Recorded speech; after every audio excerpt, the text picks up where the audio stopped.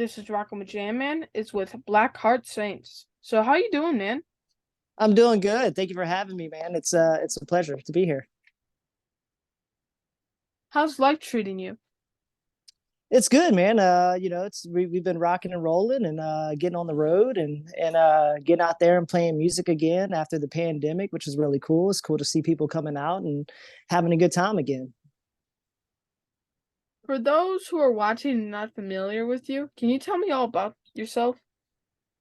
Yeah, man. I'm the singer for Blackheart Saints. My name is Josh Ross. We've been a band for almost 10 years now. We're based in Austin, Texas, and I mean, if you like rock and roll, that's what we do, man. We're kind of a modern classic rock sound band. If you like, the '70s and '80s with a little bit of the '90s, well, then we're kind of a good blend of all that good heavy rock and roll stuff. Yeah, that track is that has some old school rock right there. And I can also get some Motley Crue from you. Very cool, man. Yeah, Motley Crue is definitely one of those inspirations. If you're doing anything like Motley Crue, then you must be doing something right. I think, right? You guys could have been a hair band if you guys just had a time machine. Right. That was the good time of rock and roll too, man. The '80s was when everything was fun, and all the big hair and the fire and all that good stuff. We need to bring that stuff back. So, if that was possible, would you go and fill and make it up all again? I think so. I mean, like I said, I think that was the best time of rock music was in the '70s and '80s, and I mean, there's some big names that still are going strong today, and some of their music is still timeless, like Led Zeppelin and Black Sabbath and Motley Crue, and Guns N' Roses coming in early '90s and stuff like that. So I would definitely love to go back and be able to be around those guys when they were, I guess, what you consider in their prime. So, tell me all about this track. What inspired you to write it? Are we talking about Human Ecstasy? Is that the one that you're referring to? Yes. So Human Ecstasy is a cool track that we done. We kind of got partnered with a new manager, and he was able to bring us into a really nice studio, and we got that song produced by Gino, which is the guitar player for Filter, and then we brought in Ron Bumblefoot from he used to be with the Guns N' Roses and stuff like that, and he mixed and mastered the track. So we were really able to kind of take the song to the next level, more than we've ever done with any of our previous songs. And Human Ecstasy is just, I mean, it says it in the title. It's about, a person kind of being a drug, being addicted to someone, and going through the goods and the bads of having to deal with that. So it's a fun track. It's a cool track. It has a cool modern twist to it, but yet still has some of that old school sound. So, you tried human ecstasy, but have you tried manufacturer kind? Hey, that's a good question. So, hey, we leave the stories to be told. Will the rest of the album sound like this? That's a good question, man. I think we're still kind of, figuring that out. We have it's a time period where people are not necessarily making albums like they used to. So everything's very, comes out super quick, and you almost have to kind of stay, with that fast pace of doing things. So what we kind of started to do now is maybe release singles and try to give everything that we can to that content. So which goes with, the music videos, as well as, trying to get the press release and everything, and really hype up the song as best as possible, because there's so many people that are coming out with songs, and with technology that has allowed a lot of musicians to be more accessible. So we will be back in the studio later this month. We will be working on a new track, and we're not too sure if it's going to sound exactly like Human Ecstasy, but it definitely will have all that nice, tasteful rock and roll sound that we hope that the fans love to hear. So, Do you still play live at all?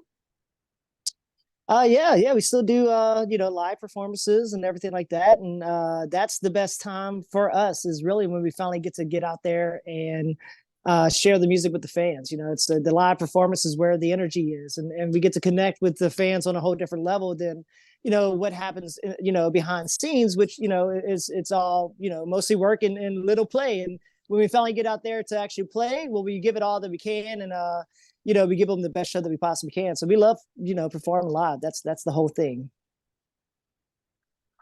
I see you have some big shows lined up. You must have to be excited about those Steel Panther gigs. Yeah, yeah, we just actually finished up the Steel Panther gigs, and it was, I mean, such a good time. That band is so fun. They're so nice, and they treated us so well. The whole crew, as well as we get to perform at some of the best venues that we've ever got a chance to experience. So, from House of Blues to the Fillmore. I mean, those are just some of the, iconic venues that, everyone dreams of playing. And we're super fortunate to have that. And, we think that this year is going to be a really good year for Blackheart Saints. And, if they want to book us, we'll show up and we'll play. That's how we roll. Maybe you guys can catch some of their runoff groupies. Right. Because we know there's plenty of those. They're definitely lingering around in the backstage area. Them girls go wild at those shows, boy. You must be they ready. Those girls are wild, that's for sure. Definitely when they bring them all up on stage, you see a lot of things you want to see and a lot of things you don't want to see. You're not gonna be worried about coming home with COVID. You better be worried about an STD. Very true, very true. If you're doing any Steel Panther shows, you better bring some Germex. Make sure you got a whole bottle for you and your friends.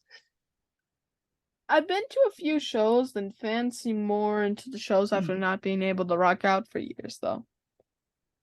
Yeah, yeah, man. Like I said, I think it's just cool to see people getting back out. That's the coolest thing is I think there's excitement about rock and roll and it coming back around and seeing people getting out there and really enjoying a good live rock show is really cool. What's life like on the road for you? It's rough, man. It is really, really rough. We got a van full of guys that don't shower. They like to make sushi inside of the van. They also bring a big jar of this stuff called cum cheese stuff or whatever, and it's just a bunch of stuff in a jar that's been sitting for weeks. And they like to drink that, and you can only imagine the smells that are luring in that van. It's we are so ready to get back home after being in a van with a bunch of dudes. What's the best venue you've ever played? Oh man, I mean, it would have to probably be this last run with Steel Panther. House of Blues is probably one of the coolest setups that they have, and I'm sure it's all over the nation. But the one in Myrtle Beach was super super cool. It's a 3-story building, and the fans are just piled in there. It's like on the floor level, the fans are so low. I literally feel like I could kind of like walk on everybody's head because they're so low. But then you got the second level, and that's just swarmed with people. And then you look up, and it's like the lights are in your face, and you're like, oh my goodness. And then you see all these people cheering on the balcony. It's just like this is such a crazy environment to be in, and it's so personal and intimate with how close they got the people to the stage within such a big building. It's so cool, and all the stuff on the walls and the Blues Brother little figurines and just all these paintings and stuff. It's a really cool place to be. What is on your rider? Oh man, one of the greatest things on the writer is a Richard Simmons. I don't know if you know who Richard Simmons is, but he is a workout guy and he has been doing it for years. And on our rider, to make sure that we are breaking a sweat, we get Richard Simmons breaking a sweat. Do you have a ritual before you guys go on stage? Let's see. Yeah, we pray to the demons and we go, hey, give us the pick of destiny and let us rock this freaking place. That's what we do. Ever have a crazy interaction with a fan? Oh man, I think there's always crazy interactions. It's just how crazy do they get? Sometimes you just have people that you try to steer away from because they want to grab you and touch you and make you feel unsafe. So So we make sure we have a good tour manager to make sure there's some, there's a little space there between the crazies and the fans and us. What is your favorite memory from playing a show? My favorite memory. I guess it would be, we've been fortunate to do a lot of cool like biker rallies and stuff. And one of our places that we play is Full Throttle Saloon. And that's probably one of those bucket list places I've always wanted to play. Like I said, I grew up watching the TV show Full Throttle Saloon, and I come from a family of motorcycle enthusiasts. They ride Harley Davidsons, and so that was such a cool experience to finally be able to have almost like a childhood dream come true. Because I just watched that show over and over again, and I watched how many great bands played that place, and the fans it's just packed out and they're rowdy and they're there for rock and roll, and it's just something that you kind of dream of getting to experience, and we actually had a chance to experience that, and we opened up for Jackal, and they bring the biggest crowd on a Thursday night at the Full Throttle Saloon, and 3,000 people cheering and going crazy. It's just one of the best experiences. What is your worst? The worst experience would probably be when we actually were heading to Denver, Colorado to do a show. And we actually, I think, we were actually leaving the rally in Sturgis to head to Denver, and we got there super late. So first off, it started off at us showing up to the hotel, and the doors are locked to the hotel. We don't have a room key to get into the hotel, even into the lobby, so we couldn't even check into our place. We're beating on the door. We're like, let us in. We need a room. And so then the security guy comes and says, hey guys, y'all need to cut it out. There's no rooms available. And we said, well, hold on. We already ordered the room. We're just trying to get into the room. They go, no. So that's how it started off. And then we finally get a room after waiting into the lobby till about 7 a.m. They let us kind of sleep on the chairs and the couches right there in the lobby while people are checking out until they can get us a room. Then we get a room, and then that next day we're supposed to play a show in Denver. We go to the venue, and they go, oh man, we actually had this electrical huge issue, and we can't even open the doors. Like, we can't even have a show. Like, we're sorry. So we end up showing up, not getting a room, sleeping in the lobby, get to a gig, don't get to play it, and we don't get paid. So that's probably the worst experience you can imagine. What's next for you? Next for us is we're gonna get back to the studio at the end of the month, and we get to work with probably Gino and Bumblefoot again on this next song, and we'll see where it goes. We're excited about that, and so we'll have maybe another single coming out soon. As in the shows and stuff like that, we have some Texas dates coming up.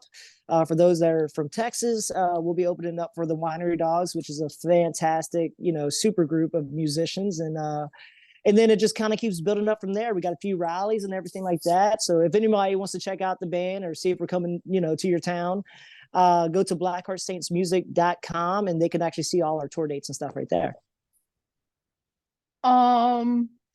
Wait, did I just say that? Do you guys have any cool merch? We have some great merch. Look, I'm actually wearing one right now. Look at this jacket, man. This is a nice little, sweet little jacket. At least I like to think so.